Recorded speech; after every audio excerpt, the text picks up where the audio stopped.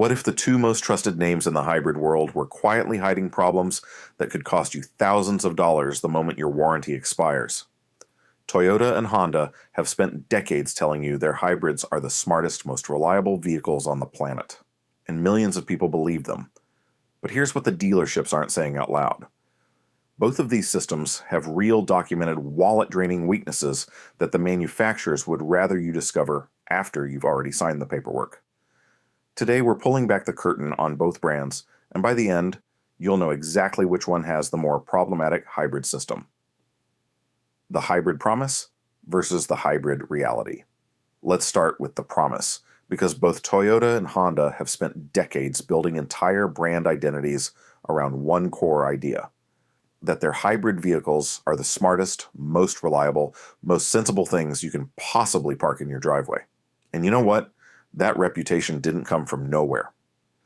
These are real companies with real engineering talent who have poured real billions of dollars into making hybrid technology work at a mass market level. That deserves acknowledgement before we start picking things apart. But here's where it gets interesting.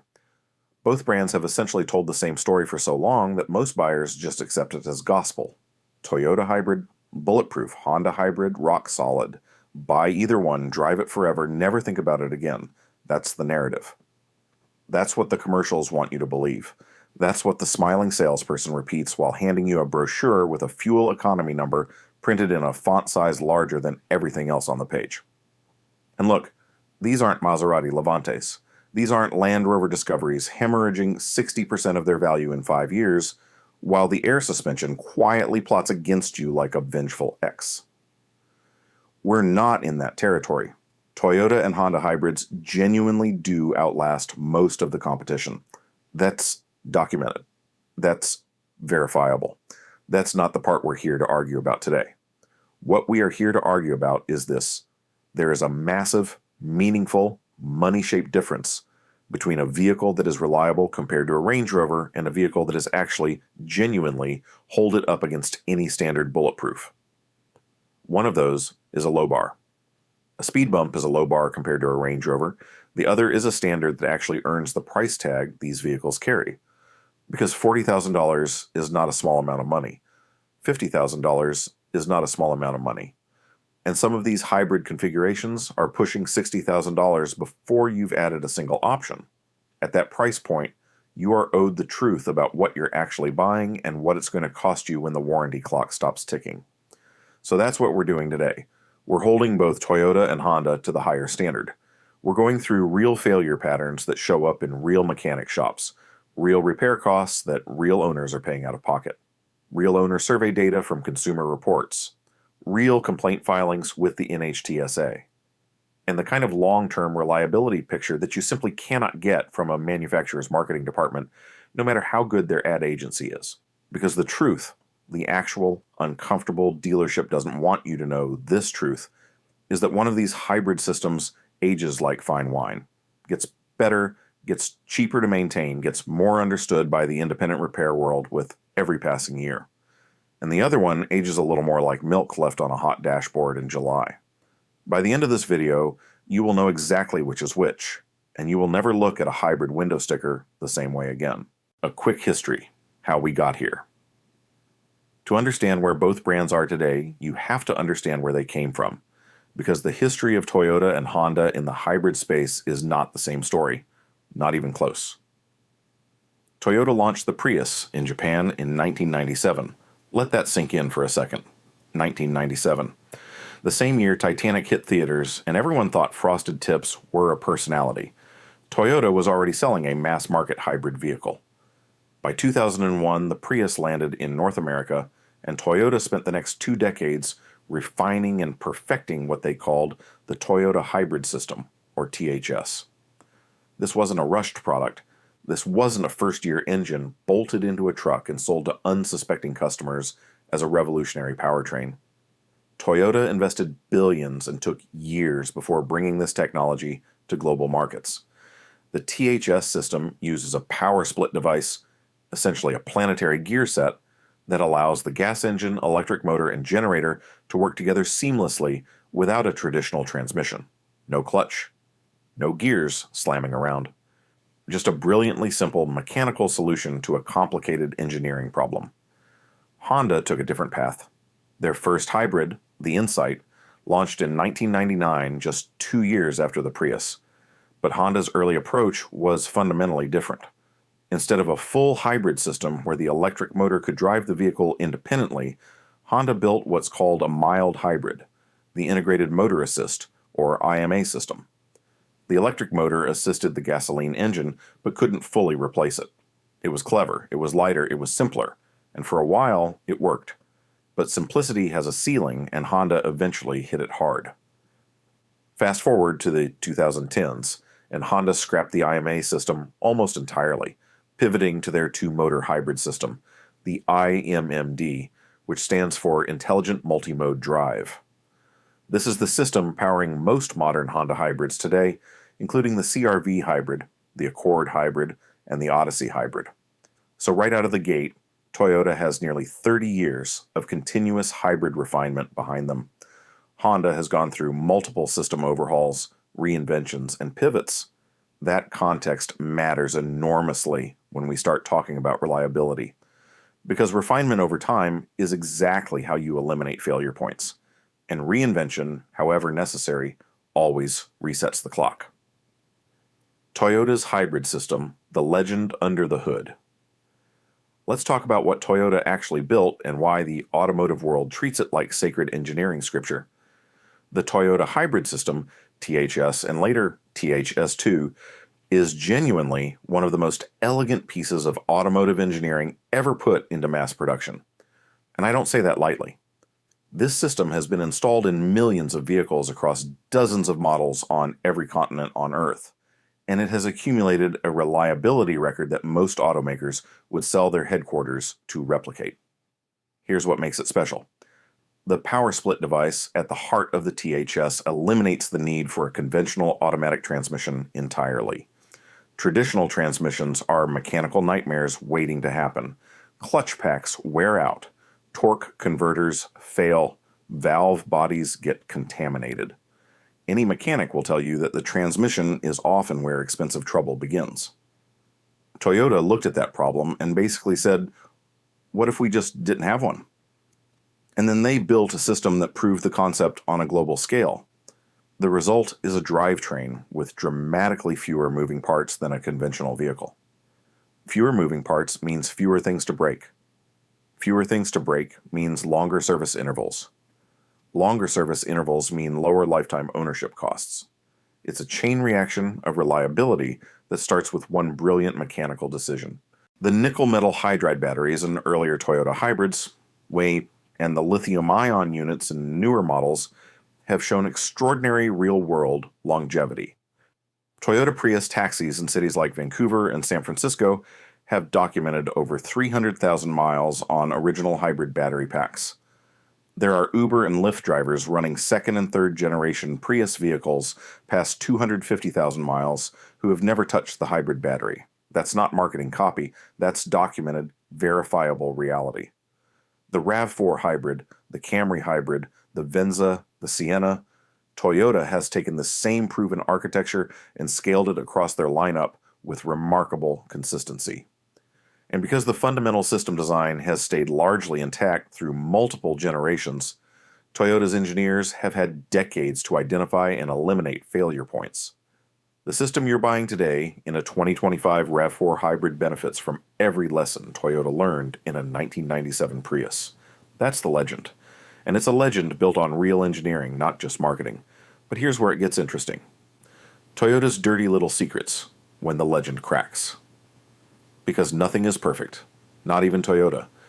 And if you walk into a Toyota dealership expecting a hybrid vehicle that will run flawlessly until the end of time with zero drama and zero expense, you are going to be unpleasantly surprised somewhere around mile 80,000. Let me explain. The first thing Toyota doesn't advertise is the inverter coolant pump. The inverter is the brain of the hybrid system. It manages the conversion of electrical energy between the battery, the motors, and the gas engine. It runs hot, and it relies on a dedicated coolant pump to keep temperatures in check. This pump is not a lifetime component. In many Toyota hybrid models, particularly earlier Prius generations and some Camry hybrids, This pump begins to fail between 80,000 and 120,000 miles. And when it fails quietly, which it often does, the inverter can overheat. An overheated inverter is not a $200 problem.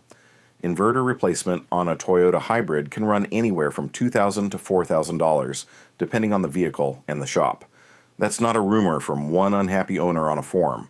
That's a documented, recurring failure pattern that independent mechanics see consistently across high-mileage Toyota hybrids. Second issue, and this one stings a little more because Toyota is supposed to be the reliability king. The early generation nickel-metal hydride battery packs in the second and third generation Prius have a known degradation pattern in extreme climates. Owners in Arizona, Nevada, and Texas, places where summer temperatures regularly hit 110 degrees, have reported significantly accelerated battery degradation compared to owners in moderate climates. We're talking about battery capacity dropping noticeably by 100,000 miles in hot weather states. A hybrid battery replacement on a Prius runs anywhere from $1,500 to $4,000, depending on whether you go OEM, refurbished, or aftermarket. Third, and this one genuinely surprises people, Toyota's catalytic converter theft problem. Now, technically, this isn't a hybrid system failure, but hear me out. The Prius's hybrid drivetrain design places the catalytic converter in a particularly accessible position underneath the vehicle, and the precious metal content in Prius catalytic converters is higher than most conventional vehicles because the converter has to work harder during cold starts when the gas engine cycles on and off repeatedly. The result? The Toyota Prius became the single most targeted vehicle for catalytic converter theft in the United States for multiple consecutive years. In some urban markets, Prius owners were getting hit 2 and 3 times. That's not a hybrid system defect exactly, but it's a direct consequence of hybrid system design, and it has cost Prius owners thousands of dollars in replacement and insurance claims. Fourth, the transaxle oil. Toyota's hybrid transaxle uses a specific fluid that Toyota recommends never needs changing. Multiple independent mechanics strongly disagree with that assessment. At high mileage, contaminated transaxle fluid has been linked to whining noises, rough operation, and premature wear on the power split device components. It's a cheap maintenance item that Toyota quietly omits from the official schedule, and skipping it can lead to an expensive repair down the road. So yes, the legend is real, but the legend has cracks. Honda's hybrid system, the ambitious underdog. Now let's talk about Honda, because Honda's hybrid story is actually more interesting than Toyota's, even if the outcome is more complicated. Honda's iMMD system, the one powering the current generation of Honda hybrids, is genuinely clever engineering. Fundamentally different from Toyota's approach, but clever in its own right. Where Toyota uses the power split device to blend power from both the gas engine and electric motors simultaneously. Honda's iMMD system primarily operates in 3 distinct modes. In low-speed driving, the system runs almost entirely on electric power from the battery. The gas engine kicks on primarily to generate electricity rather than to directly drive the wheels. At higher speeds, typically above around 45 miles per hour, the gas engine can lock directly to the wheels through a single-speed clutch, bypassing the electric system entirely for maximum efficiency at highway speeds. And in between, the system blends both, using the electric motor to supplement the gas engine during acceleration. It's a fundamentally different philosophy, and in theory, it's elegant. Honda engineers essentially said, why fight the physics of electric motors at low speeds and combustion engines at high speeds? Just use each one where it's most efficient. And on paper, that logic is sound. The iMMD system produces some genuinely impressive real-world fuel economy numbers. The Accord Hybrid consistently delivers 48 to 50 miles per gallon in mixed driving. The CR-V Hybrid posts numbers in the low 40s. These are outstanding results that validate the core engineering approach. Honda has also made significant strides in making their hybrid system feel more natural and engaging to drive than earlier hybrid vehicles. The transition between electric-only mode, hybrid mode, and engine direct drive is smoother than it used to be. And Honda's sport tuning on the Accord Hybrid specifically has earned praise from automotive journalists who frankly expected to be bored and weren't. Credit where it's due. And unlike their early IMA systems, the iMMD doesn't have a reputation for burning out electric motors on steep grades or struggling to maintain performance as the battery depletes. Honda learned hard lessons from the IMA era and applied them. The current system is meaningfully better than what came before it. But here's the thing about being an ambitious underdog with a history of system overhauls. The bill eventually comes due. Honda's problem pattern. Good ideas, shaky execution. Let me be direct with you. Honda's iMMD system is a good hybrid system. It is not a great hybrid system. And the difference between good and great in this context is measured in repair bills and owner frustration. The single biggest documented problem with Honda's current hybrid lineup is the software. And I know saying a car has software problems sounds like a minor inconvenience, the kind of thing you fix with an update and move on. But Honda's hybrid software issues are not minor. They are systemic. They affect core vehicle functionality. And in several cases, they have triggered federal safety investigations. The 2023 and 2024 CR-V Hybrid earned itself a particularly ugly reputation among owners for a problem that Honda initially couldn't even diagnose properly. Owners reported sudden, unexpected loss of propulsion. The vehicle would simply stop accelerating while driving, not a gradual power reduction, not a warning light followed by a smooth transition to limp mode, a sudden loss of drive while the vehicle was in motion, in traffic, on highways. The kind of thing that makes your heart rate spike and makes you question every life decision that led you to this moment. Honda issued technical service bulletins, not a full recall, but service bulletins, acknowledging software anomalies in the hybrid power management system. The fix was a software update. Some owners reported the issue returned after the update. Some dealers had trouble replicating the problem at all, leaving owners in that maddening limbo where your car does something terrifying and the mechanic looks at you like you imagined it. Second problem. The two motor hybrid systems' battery cooling in the Honda Passport Hybrid and earlier CR-V hybrid models has shown vulnerability to degradation in high-mileage, high-heat scenarios.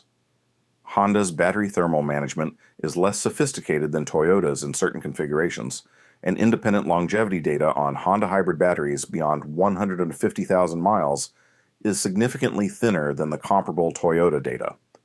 That's partly because Honda's current iMMD system is younger than Toyota's THS. But thin long-term data is itself a risk factor when you're making a purchase decision. Third, Honda's hybrid-specific components have shown a troubling pattern of being disproportionately expensive to repair outside of warranty. The electric motor stator on the iMMD system, when it fails, is not a standalone replacement part in the traditional sense. In several Honda hybrid models, accessing and replacing hybrid drivetrain components requires disassembly procedures that independent shops find extremely labor-intensive, pushing total repair costs, parts, and labor into ranges that can shock owners who expected Honda maintenance costs to feel like Toyota maintenance costs. They often don't. Fourth, and this is a pattern, not a one-off, Honda has had to issue multiple software-related recalls across their hybrid lineup in a relatively short window. The Accord Hybrid, the CR-V Hybrid, the Insight all have had software-related recall activity within the past 4 years. Software recalls are often dismissed as no big deal.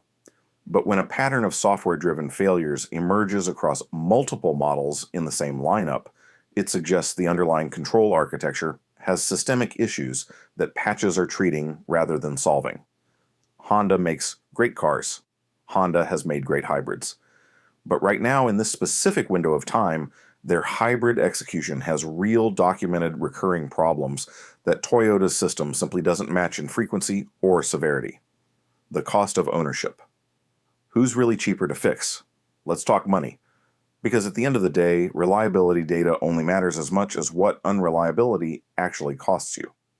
RepairPal, one of the most comprehensive independent repair cost databases in the United States, rates Toyota with an average annual repair cost of $441 across their full lineup. Honda comes in at $428, essentially identical at the brand level. So far, so boring. But when you isolate hybrid-specific repair costs, which RepairPal and independent mechanics track separately because hybrid components are categorically more expensive than conventional drivetrain parts, the picture changes. Toyota hybrid-specific repairs, when they occur, tend to fall into a predictable and relatively well-understood set of categories. Inverter coolant pumps, battery reconditioning or replacement, transaxle fluid services. These are known quantities. Independent mechanics have been working on Toyota hybrids for over 20 years. Parts availability is excellent. Aftermarket and refurbished components exist at multiple price points. Competition in the Toyota hybrid repair ecosystem has driven costs down significantly compared to even 10 years ago. A Prius hybrid battery replacement from a reputable independent shop using a quality refurbished pack can be done for $1,500 to $2,000 today. That same job cost $3,000 to $4,000 a decade ago.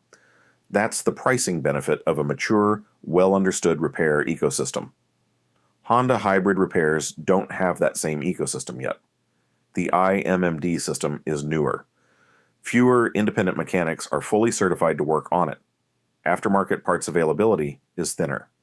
And Honda dealer labor rates for hybrid-specific repairs are, to put it diplomatically, aggressive.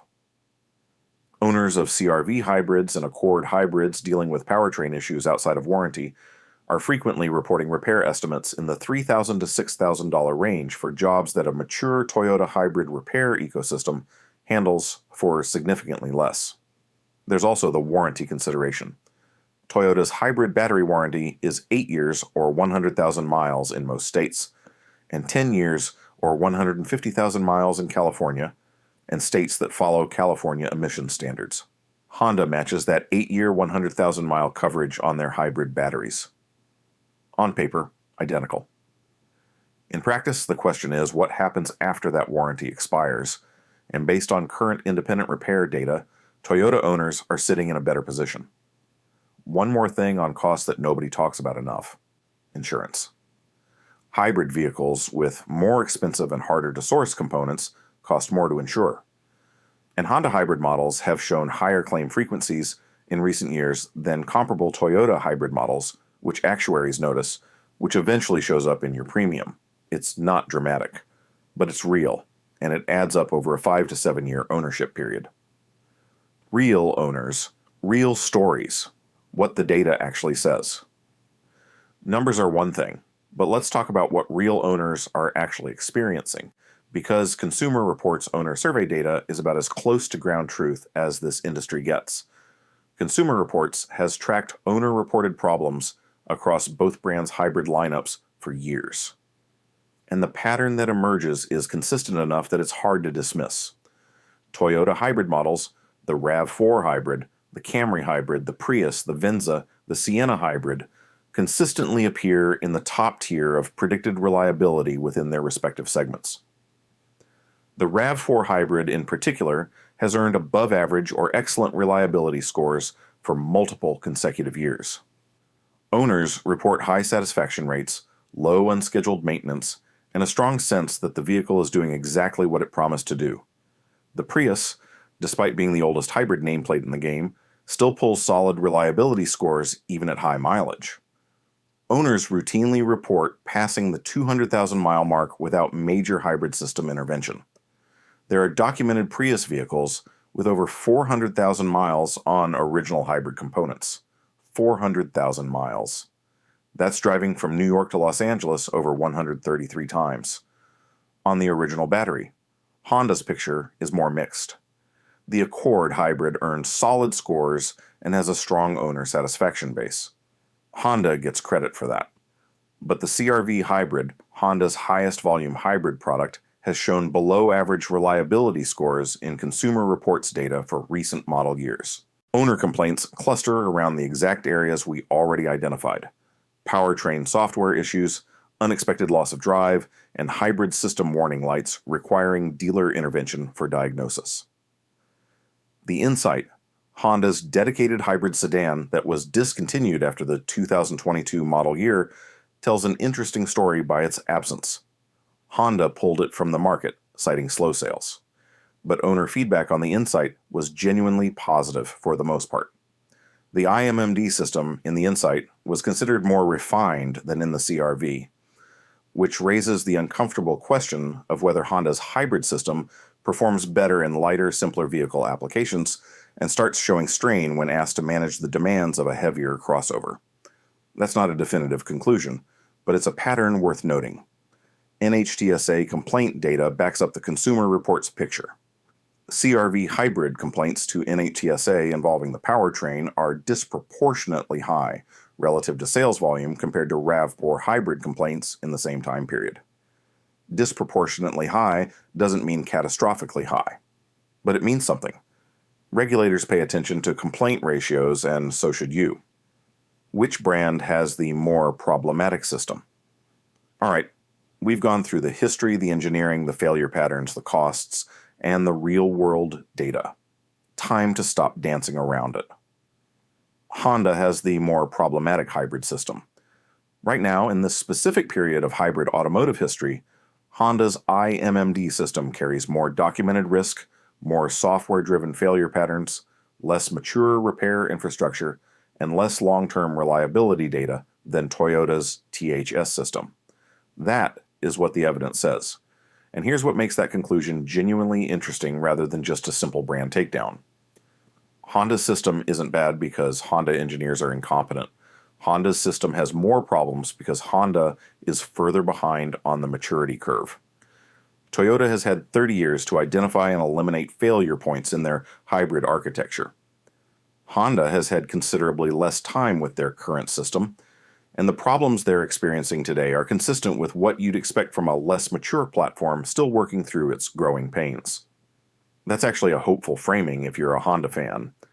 It suggests that 5 or 10 years from now, the IMMD system may well be as refined and reliable as Toyota's current architecture. Honda has proven before that they can get there. Look at the K20 engine.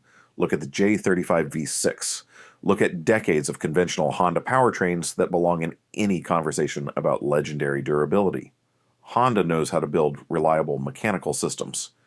They're just not all the way there yet with this specific hybrid architecture.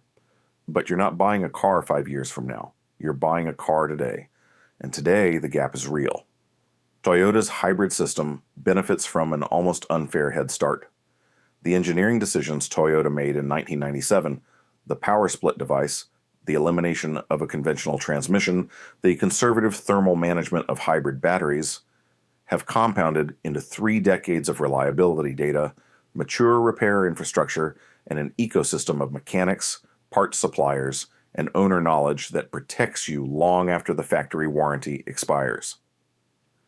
When Toyota's hybrid system fails, and it does fail, let's not pretend it doesn't, it fails in predictable, well understood, increasingly affordable ways. When Honda's hybrid system fails, you're more likely to be in unfamiliar territory with fewer options and higher costs. That's the verdict. That's what the data says. Toyota has the more reliable hybrid system, and Honda has the more problematic one. Not catastrophically problematic, not Jaguar I-Pace problematic, not Ford PowerBoost Hybrid problematic, but more problematic than Toyota, yes. Measurably, documentably, wallet-drainingly more problematic. What you should actually buy. So what does this mean for your next vehicle purchase? Let me give you the practical version. If you're buying a hybrid vehicle today and reliability is your primary concern, the Toyota RAV4 Hybrid, the Toyota Camry Hybrid, and the Toyota Prius are the safest choices in their respective segments. Full stop. The data is overwhelming, the repair ecosystem is mature, and the long-term ownership costs are predictable in a way that matters enormously when you're making a $50,000 or $60,000 decision. If you are buying a Honda hybrid, buy the Accord Hybrid over the CR-V Hybrid if reliability is a priority. The Accord Hybrid's track record is cleaner. And if you do buy a CR-V Hybrid, buy it with the extended warranty. Don't skip the extended coverage on this one. That is not optional advice. If you're buying any hybrid, Toyota or Honda, from this point forward, do 3 things. Get the extended warranty. Find an independent mechanic who specializes in hybrid vehicles before you need one, not after. and learn the early warning signs of hybrid battery degradation, because catching a failing battery before it triggers cascading hybrid system failures can save you significant money. The hybrid era is not going away. It's accelerating.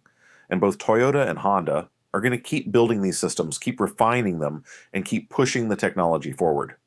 Toyota is the proven choice right now. Honda is closing the gap, but the gap is still there, and it could cost you. Now you know exactly where it is.